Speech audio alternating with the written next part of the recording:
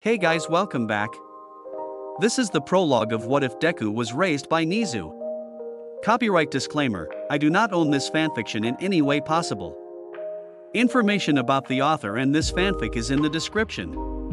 Now without further ado, let's start the story. Izuku was raised by Nezu after Inko died giving birth and dad couldn't deal with him. Grows up with lots of pro heroes to call his family. Nedzu raises Izuku to be the most dangerous cute person you will ever deal with. Chapter 1, Wait, that's a baby. It was a simple day in fall, and as always Nedzu's day started with a cup of tea while he watched over UA. After all, he was the principal of UA and he needed to make sure the safety of the school was in tip-top shape before the school day started. He was enjoying the pleasant taste of lemon and honey chamomile tea while looking at the security cameras surrounding the UA building. Nothing out of the ordinary so far. The training areas were clear, the cafeteria was empty, the basket outside of the front gates, the faculty. Wait a minute. Nedzu looked over yet again at the camera showing the view outside of the front gates. Yes, that is indeed a basket. A woven straw basket with a light green blanket covering the top. There seemed to be slight movement underneath the blanket. Nedzu jumped from his chair with a certain amount of difficulty due to his short stature. Honestly, he thought he ordered it with the smaller height. Once his feet touched the floor of his office, he headed straight to the front of the UA gates. Once he got there, he lifted the blanket expecting exactly what he saw. A baby. A young human baby with curly green and black hair. The baby opened his eyes at the light that was blocked by the soft blanket, letting out a soft cry from the brightness of the sun. His emerald green eyes peered up at the principal before cooing slightly and reaching for him with his chubby little hands. Nedzu crouched down and picked up the baby gently from the basket. Now that the baby was closer, he could see the freckles that speckled his round little face. The baby's body was dressed in a very old-looking gray onesie that didn't appear to provide much warmth. Taking his eyes away from the baby, he looked back down at the blanket to find any clue of why he was abandoned. Sure enough, there was a small letter under the blanket. Nedzu, while holding the baby safely, opened the letter to read the contents of what reason a human would just abandon a perfectly innocent baby. The baby looked around calmly while in Nedzu's steady hold, clutching at his red tie while he started to read. Hello to whoever is reading this. I couldn't handle raising a baby without his mother. She died in childbirth. When the baby was given to me, I couldn't handle the responsibility combined with the grief of the loss of my love. I tried my best for the past 2 months to love him, but I can't give him the life that he deserves. Please take care of him and love him. When he is old enough, tell him I am sorry for not being strong enough for him. His name is Izuku, his mother gave it to him. There was no signature at the bottom. Well, Nedzu thought as he looked down at the baby. The baby, having noticed the principal was looking at him, let go of the tie he was chewing on to smile at him. At least he's cute. Hello, I found this baby outside of my school and I am adopting him as mine, Nedzu told Detective Tsukachi as he sat down in the chair with help from a step stool. Izuku was cradled in his arms. The father abandoned him because he couldn't handle being a father. Tsukachi read the note over before sighing. I am assuming you came here with the note for me to track down the father? Nedzu smiled, of course, if only to charge him with child abandonment, because I won't allow him a single chance to be near this child. No father should ever abandon their child no matter their grief. Tsukachi smiled softly. I am also assuming you would like some adoption papers to make the adoption official? Nedzu replied happily. Yes, I am taking Izuku as my own. The baby, hearing his name, stirred from his nap to peer up at Nedzu. Nedzu looked down and smiled when the baby smiled happily at him. Izuku's bright green eyes blinked from the lights, his fists clenched softly onto the blanket around him. Tsukachi shook his head with fondness. That kid will be loved by your staff more than you could know. He is probably going to have a lot of people wrapped around his finger. I wouldn't blame them for growing an attachment to him. My son will be shown the love and care that he deserves. And if anyone doesn't agree, then I wouldn't mind teaching them a lesson. Nedzu ended with a sadistic smile. God help whoever gets on Nedzu's bad side by harming Izuku in any way, Tsukachi thought while getting the adoption papers and documents put together for the intelligent animal. He glanced over as Nedzu smiled when Izuku grabbed onto his paw with a gurgled laugh. There was no doubt that that kid would be the death of them all if he was even half as smart as Nedzu. Nedzu watched as Izuku looked around his office making soft noises each time he was interested in something he saw. He was especially interested in the bookshelf and the many colors he saw on the spines. After his trip to the police station, he went to gather materials needed for human infants. The detective gave him a list of items that babies really needed to get. He got the most important items like diapers, milk, pacifiers, bottles, and a crib before he ventured onto toys, clothes, and other things he knew Izuku would like. After gathering a multitude of items, he went back to his office right as the teachers were heading to their homeroom class.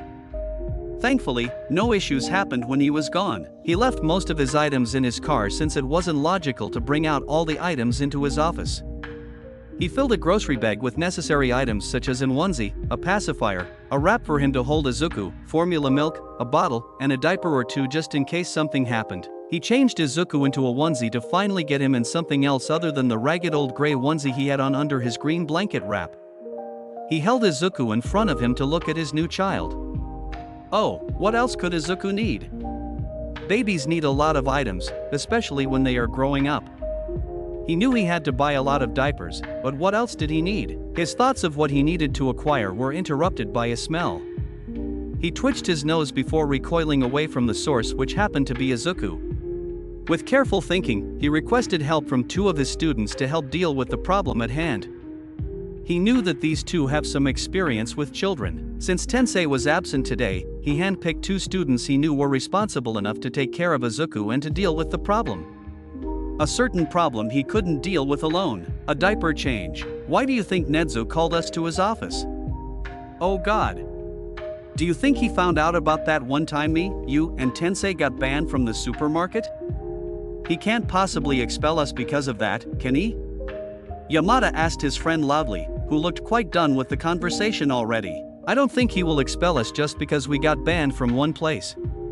At least I hope not, Aizawa thought as he continued talking to his classmate.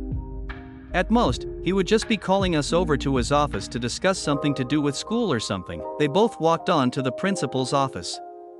Well, Aizawa actually did more of the walking while he dragged the scared Yamada behind him.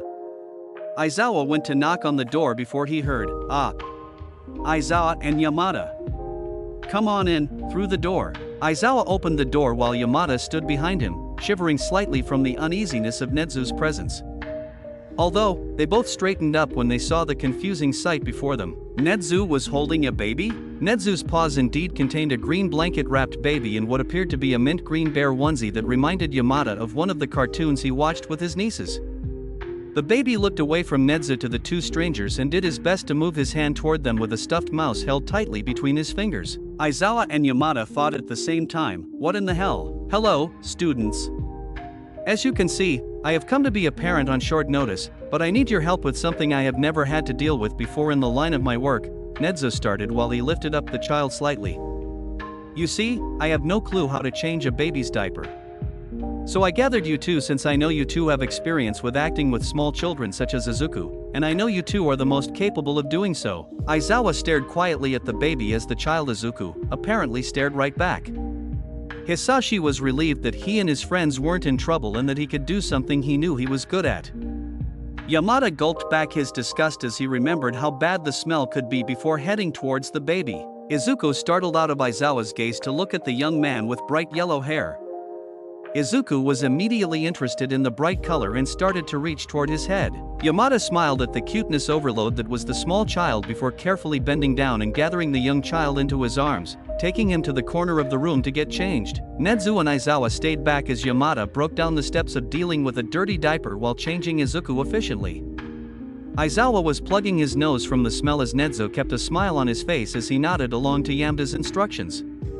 Aizawa also added his own advice from his experience babysitting for his next-door neighbor, such as, make sure they are entertained or else they will go anywhere else to find entertainment, and I mean anywhere.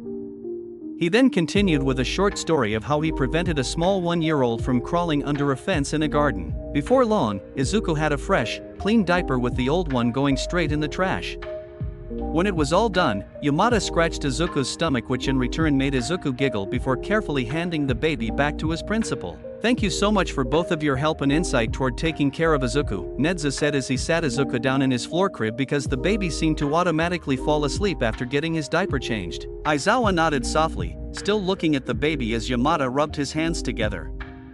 Yamada asked carefully, would it be okay if we checked in on Izuku sometimes?